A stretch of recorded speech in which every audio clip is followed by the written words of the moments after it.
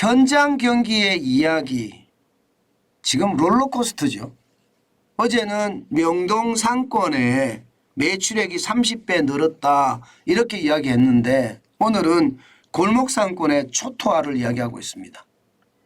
그만큼 말입니다. 시장이 불안하다는 거예요. 이게 제가 억지로 만들어내는 게 아니고요. 이거 한번 보세요. 이 사진 한 장이 모든 것을 다 설명하는 거라 생각을 합니다. 보시는 것처럼 이 폰마트 이렇게 되어 있습니다. 그렇게 되어 있으면 사상 최악의 경기 불황으로 부도 처분, 프랜카드까지 이렇게 걸리면서요. 지금 보시다시피 물건을 재고떨이 하고 있습니다. 아유, 소름 끼치죠. 저 사장님 생각하면 진짜 소름 끼칩니다. 저 사장님 생각하면. 안 그렇겠습니까? 저 사장님은 얼마나 이게 속이 터질까요? 이게 딴 데도 아니고요. 서울입니다. 서울. 응암동에 응암 오거리 대로변 상가입니다. 그 정도로 말입니다. 지금 난리예요. 이 보시면 저도 자영업을 해본 사람이기 때문에 이렇게 물건을 놓고 판다는 자체가 가슴이 미어 터질 겁니다. 아마. 그 정도로 말입니다. 골목상권은 엔데믹이 됐다고 하지만 거리두기 해제가 됐다고 하지만 활성화는 전혀 찾아볼 수가 없는 거예요. 안타깝죠. 실제 말입니다. 이 서울 응암동에 가면 이 감자국 거리가 있습니다. 아주 유명한 감자국 거리입니다. 근데 그 감자국 거리에도요. 가게가 10개 정도 가게가 있었는데 그나마도 지금 문을 닫고요. 이제는 4개만 남았다고 해요. 옛날에는요. 이 감자국은 저기 가서 먹어야 된다 하는 이야기로 사람들이 많이 몰려갔는데 버티지 못하고 결국은요. 망할 수밖에 없다는 겁니다. 지금 저 4개도 말입니다. 제대로 계속 이어갈지 모르겠다 이렇게 이야기합니다. 사실 골목 상권이 대부분 이렇습니다. 1990년대만 하더라도 골목 상권 그렇게 나쁘지 않았거든요. 그런데 여러분 서울도 말입니다. 이 골목 상권 중심으로 고령화가 되고 있습니다. 고령화가 되니까 젊은 친구들이 골목 상권을 이용하지 않는 거예요. 뭐 아버지 엄마 나아가서는 할아버지 할머니들이 음식을 날라다 주고 서빙을 하니 부담스러워서 못 가게 되는 거죠. 그러니까 소비를 해야 되는 먹거리 소비를 해야 되는 이 20대 30대 젊은 층이 발길을 끊으면요. 상가는요. 상권은 그렇게 무너질 수밖에 없는 게 현실이거든요. 그래서 골목 상권이 초토화됐다는 이야기가 여러분 계속 나오고 있습니다. 이게 특별한 맛집이나 특별한 놀거리나 특별한 재미거리나 특별한 볼거리 이런 게 있으면 모르겠으나 그냥 요즘은요. 밥 먹으러 간다.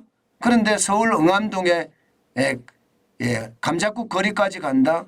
안 갑니다. 많이 변한 거죠. 세상이요. 게다가 주변에 대형 쇼핑몰도 많이 들어와 있고요. 그러다 보니까 더 힘들다 이렇게 이야기합니다. 여러분 이거 한번 보세요. 똑같은 장소입니다. 서울 응암동의 대림시장입니다. 시장이 어떻습니까 여러분? 무섭죠? 이게 여러분 장사를 해본 사람들은 이런 사진을 보면 소름이 쫙 끼칩니다. 이게 회사를 다닌 사람들하고 다르게 야 이게 웬 말이냐 이런 생각이 듭니다. 최악이잖아요. 최악. 사람이 다녀야지 물건을 파는데 사람조차 안 다니니까 물건을 팔 수가 없습니다. 물건을 팔 수가.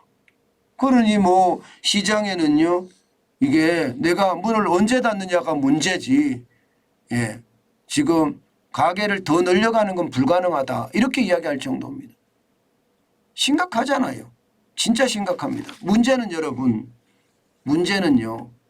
이렇게 전통시장에 있는 가게들 사실 크지 않거든요. 대부분 소규모 상가입니다. 쉽게 말하면 100평 이하예요.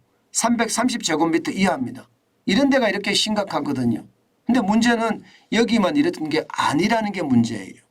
왜냐고요? 여러분 이거 한번 보세요. 서울 소규모 상가 투자 수익률이라고 제가 써놨는데 소규모 상가의 투자 수익률은 뭐 월세나 대출이자 다 빼고 순수 수입으로 봤을 때 0.58%입니다. 0.58%. 오피스가 1.04%고요. 중대형 상가가 0.69%인데 비하면 소규모 상가는 굉장히 낮죠. 집합상가도 0.84%입니다. 그러면 소규모 상가는 창업을 해야 되나요? 말아야 되나요? 하지 말아야 된다는 뜻이에요. 지표로 봐서는요. 지표로 봐서는 소규모 상가 하면 안 된다 이렇게 이야기하고 있는 겁니다. 예, 상가 투자 수익률이 0.58까지 떨어졌으니까 이것은 말입니다. 2015년에 한국부동산원에서 통계를 작성한 이후로 최악이라고 해요. 예, 2015년에 처음 통계를 작성했다고 하거든요. 그때 이후로 최악이에요. 그러면 여러분 결국 말입니다. 예, 여러분과 제가 그동안 계속 말씀드렸던 작은 가게들은 창업 안 하는 게 좋다. 그 말이 현실이 된 거예요. 현실이.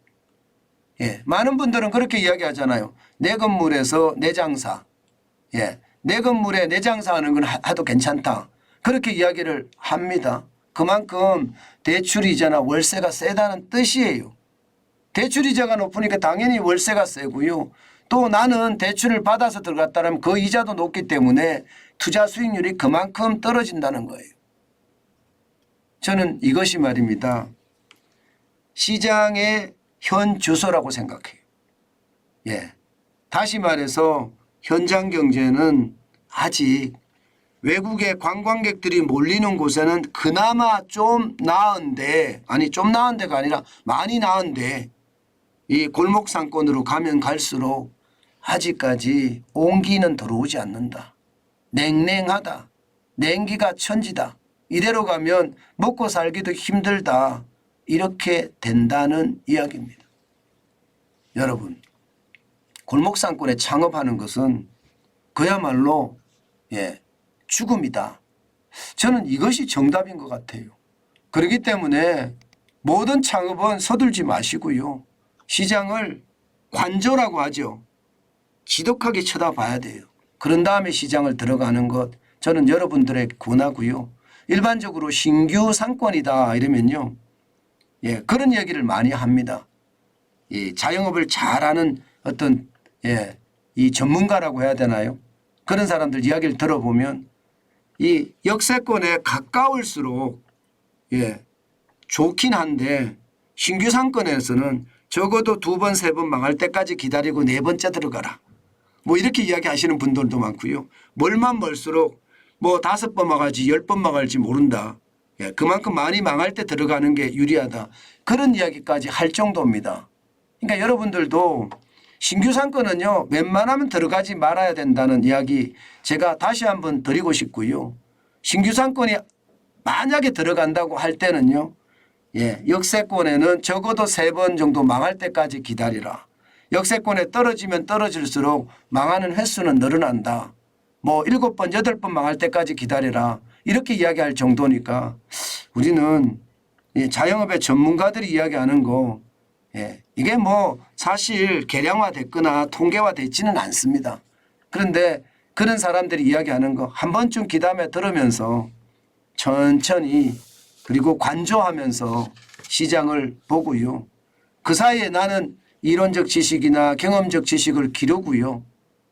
그러면서 3, 4년 보다가 창업을 해도 늦지 않는다. 불나방 창업하지 마시고요. 막무가내 창업 안 했으면 좋겠단 말 다시 한번 올립니다.